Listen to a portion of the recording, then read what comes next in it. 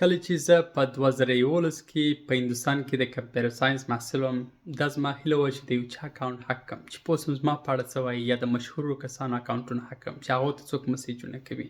خو بعد د 12 کاله کاري تجربې څخه او تر 15 زیات نړیوال سرټیفیکیشنو څخه په دې وتوانېدم چې یو اکاونټ څنګه هک کېږي. راسئ تاسو ته هم در وښایم. ستاسو په څېر کاش کې زما دا هیله هم پوره سوې وای. خو دا یو تریخ حقیقت ده.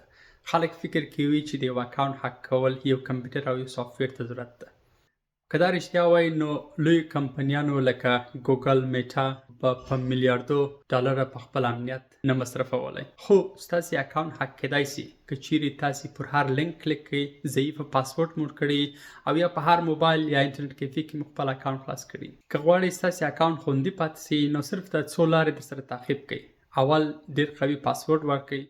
دوم کې MFA یا 2FA یا 2 پړاوه تاییدي هر اکاونټ ته باید تاسې ولرئ. او دریم په هر ځای کې خپل اکاونټ مه خلاصوئ، خصوصا په انټرنټ کیفیز کې خپل اکاونټ مه خلاصوئ. او څلورم تر ټولو مهم دا چې هر څوک هر لینک درته راسي پر هغه کلیک مه کوئ. بیا هم که تاسې مشکل درلودی نو کولی سئ ماته کمنټ پرېږدئ یا مسیج وکړئ، زه به همکاري درسره وکړم.